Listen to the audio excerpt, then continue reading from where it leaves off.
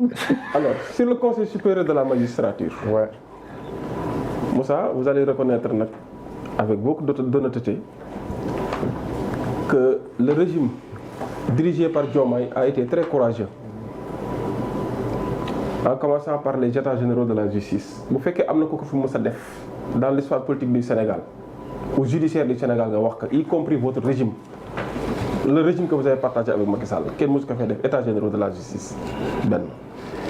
ñaareel ba nga saluer l'honnêteté, l'humilité et l'ouverture de Diomaye parce que loolu maanaam système boo xam ne tey jii sax da nga jàpp ni am na yenn pratiques yi si doon am victime nga ci.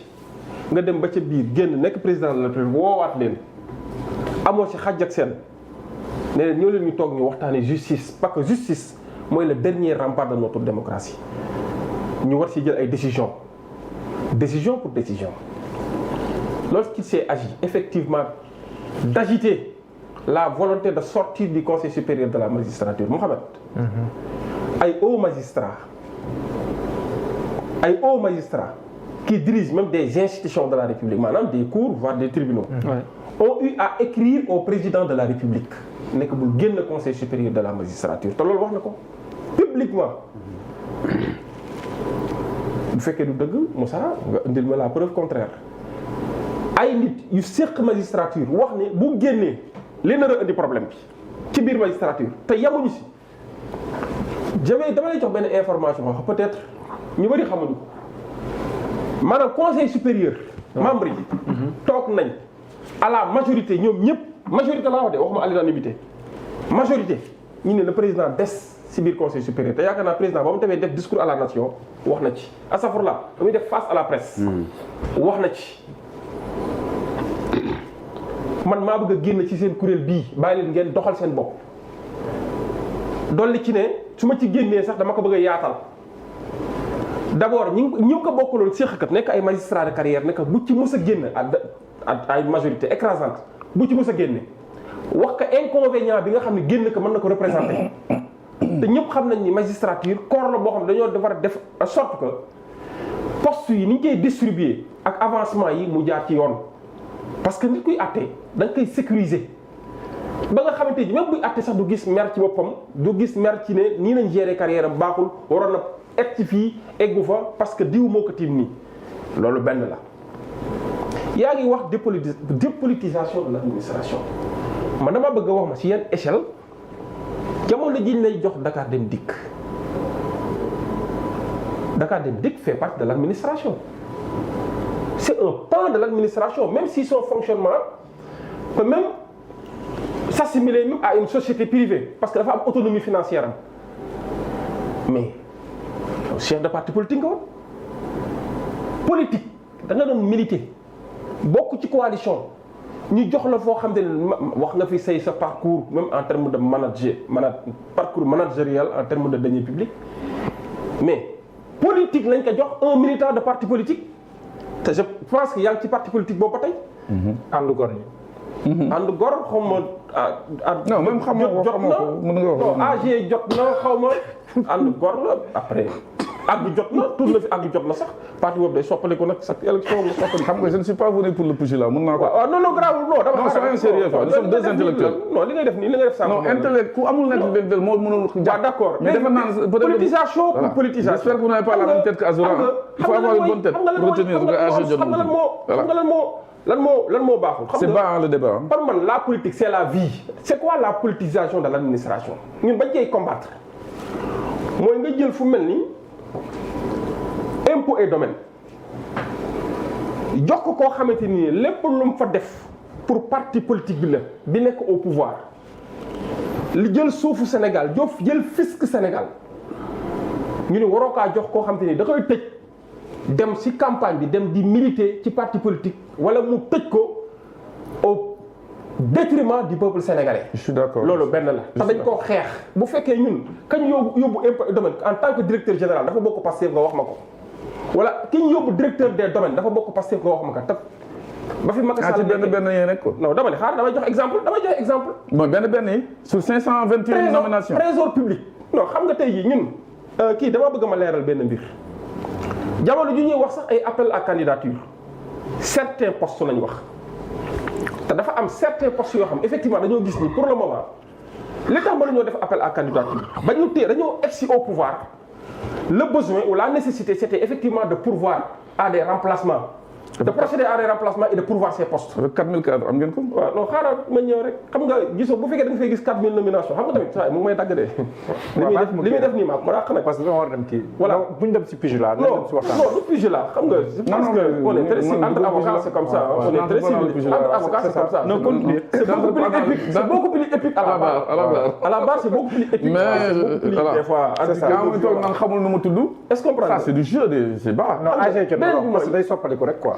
non benn bi mooy xam nga man damaa bëgg tuuti bu ñuy wax discours bi ñu nekkoon démb ak barki démb si lañ nekk ba tey administration bi tant que en tout cas Pastef est au pouvoir duñ ko mus a politiser te dama bëgg nga wan ma rek nga jox ma benn exemple rek même ci nomination yi nga xam ne ay militants passifs la ñoo xam ne ni heure liggéey dafa jot ñu tëj administration bi dem nekk ci mbirum parti bi ba ci biir campagne électorale yi amul campagne yi fi jot a jaar yàlla def na nag ba ñu fi nekkee président ba ñu nekkee ci pouvoir bi ba tey benn élection lañ fi def en tant que parti au pouvoir mu élection législative jox ma benn exemple la ñu ni diw tëj na administration ay militants am ànd na ak ñoom service bi boo fa demee y a pas la continuité du service n'est pas assurée. pose-moi la question bu ko posé pose-moi. non dama ni.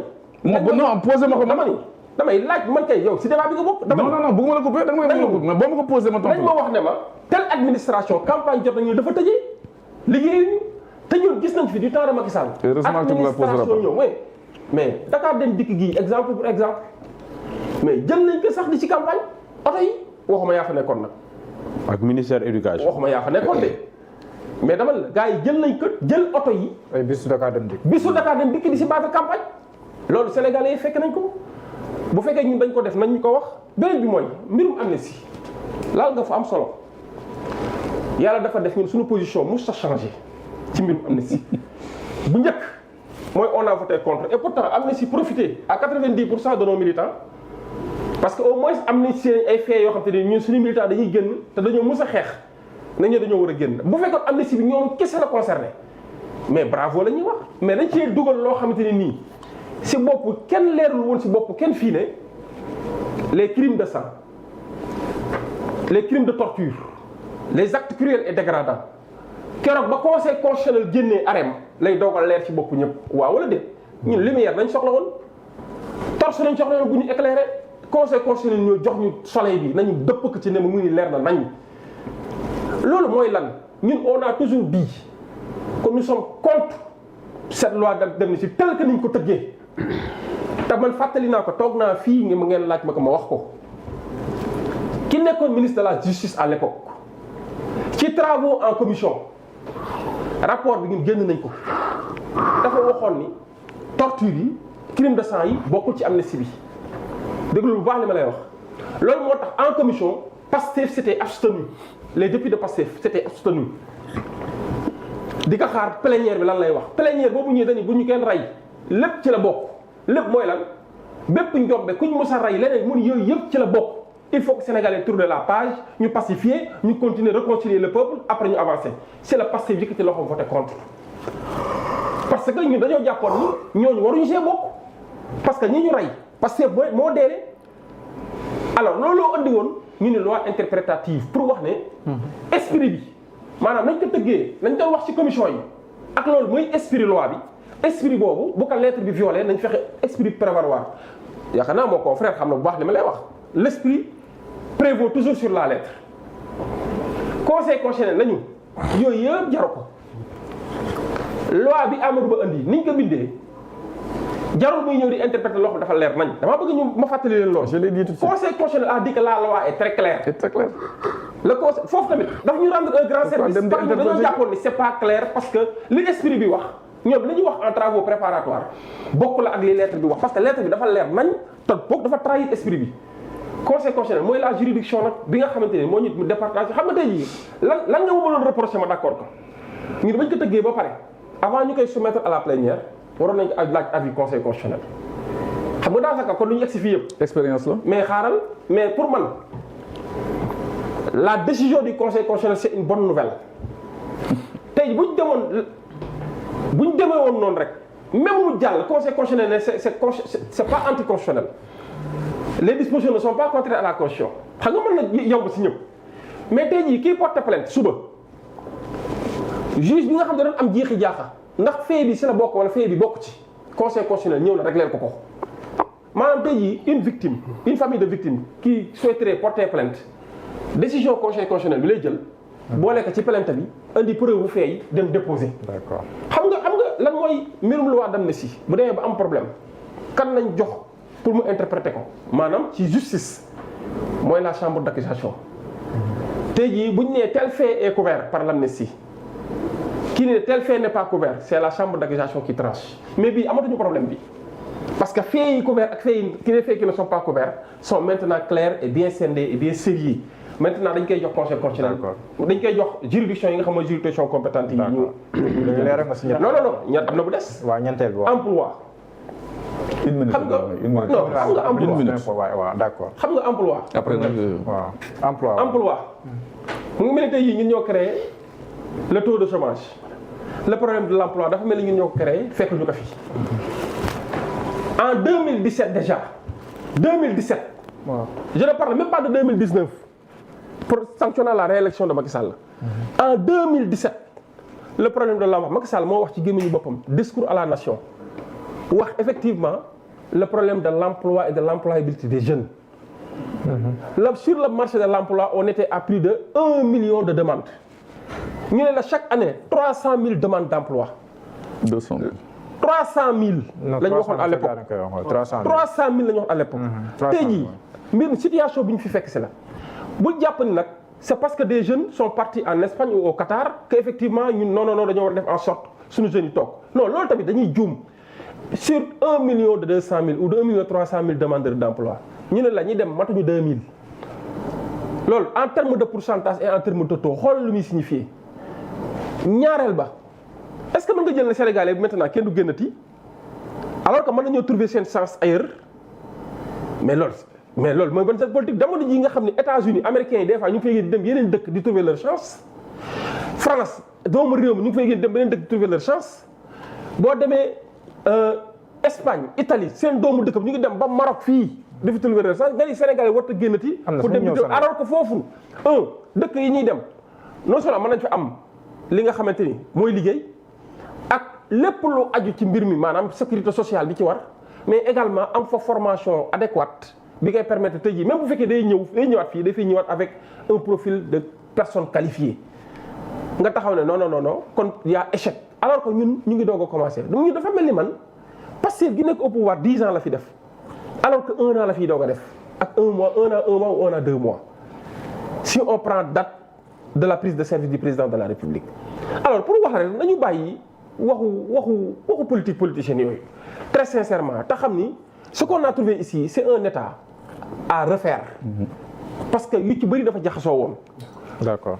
Je ne dirais pas que tout est à refaire même s'il y a certains qui disent que tout est à faire mais dama jàpp ni liñ fi fekk si lu yàqu bëri na te l'audit sur les finances publiques révélé na ko. wane na ni effectivement il y a eu des problèmes exercice nag ay étapes yu bëri la ji nga mbir dëkk boo fa duggee ñëw gis ne finance publique gars yi jaxase nañ ko finance publique mooy li nga xam ne moo ñu boole ñun ñëpp loolu ngay njëkk a defar. bu ci paree nag après secteur par secteur nga jéem régler les problèmes. D'accord. Une minute pas plus. Une minute dinaa tontu une minute. Une minute. Non bàyyi ko mu def une minute après. dinaa tontu une minute man tamit. demal une minute waaw. xam nga man sànq dama citer des cas. pourquoi le président de la République la coalition jaayoon dugg génn CSM Conseil supérieur de la magistrature constat waxuma le pourquoi le comment moom il me répond pour le pourquoi le comment nous avons changé de position donc il y a eu changement reniement.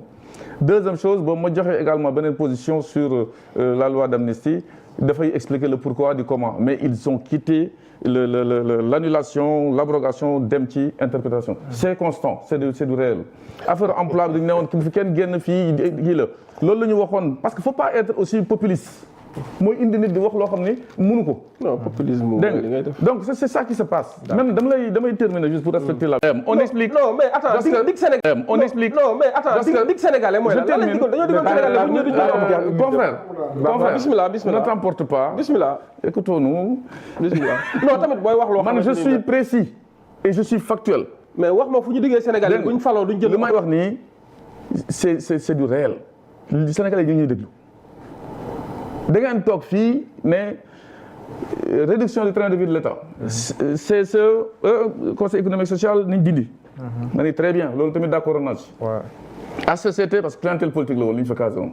nañu dindi ñu ni nañu wàññi train de vie de l'État. député yi non aussi bien le président du parti PASTEF que celui qui est aujourd'hui à la tête de l'Assemblée nationale El Malick Ndiaye. dégg ngeen ko non. muy toog léegi naan j'assume je vais le faire par force. c'est quoi ce délire. c'est pas un reniement. li nga waxoon defoo ko boo ko waxee ñu ne naan non c'est-à-dire on va expliquer que. oui oui le président du parti passé bi mu nekk ci opposition bi da ko doon ŋaañ. El Malick Ndiaye invité woon naa ko lu yàgg. oui mu ŋaañoon ko. et pourquoi aujourd'hui il change d'avis ma ñëw nee na il change d'avis on essaie de m'expliquer le pourquoi j'ai pas besoin de pourquoi xam naa le pourquoi. les Sénégalais le savent si les gens souffrent là. ñu ñëw di bëgg a ñëw jënd ay oto ñoom ñoo ko diggee woon diggee bor la nit dayam kaddu. d'accord léegi et puis on ne parle pas de politique politicienne ça c'est ça man xam nañ ni man je ne suis pas un politicien. su ma nekkoon politicien monsieur mon cher confrère tey du fii nga may fekk parce que man ba may gérer ba may dugg ci politique di def politique du tey. d'accord dégg nga ba may nekk candidat présidentiel. ba may nekk candidat présidentiel en 2012. Ousmane Sonko n'était pas en politique. dégg nga ba may gérer des deniers publics ñoom ñii ñëpp kenn gérer aussi dara. def naa li ma mën tout n'est pas rose je suis d'accord nit lag la modestement mais je dis que lii ça fait partie du reniement. d'accord. ba ngay def politique peut-être sax waa Pastef am na ñoo xam juddooguñu amul problème mais xam nga échec la sax sénégalais bàyyi la fi dem jël ñooñu ñi nga xam man dama dëggu ñeneen ñi dama dëng ñaareel ba man ku dëng xale nga dribble sénégalais yi c'est pas mon problème xam nga laay bañ amalgame lay bañ ak manipulation indi jixi jaaxa si xel 5 ans dafa gaaw de gis nga rationalisation des dépenses d'ailleurs moo indi man député bi nga xam ne amoon naa indemnité pour oto 900 000 man téye nañ ko depuis janvier joxuñu ma 900 000 te pourtant amaguma oto te boo calculer 900 000 yi da nga multiplier que par 12 mois explication. non xaaral multiplier ko par 12 mois. vous avez changé d'avis par 12 mois multiplier ko par 5 vous avez changé d'avis. moo gën a cher. moo gën a cher li nga xamante ni budgétisé nañ ko pour ñu jënd oto pour député bi. tax xamu leen ko avant boo xamante ne nii oto boo xamante ne nii xam nga tamit 900 000 francs fa c'est ça le Pastef dañuy ñëw di la wax loo xam ni. c'est 11 millions combien.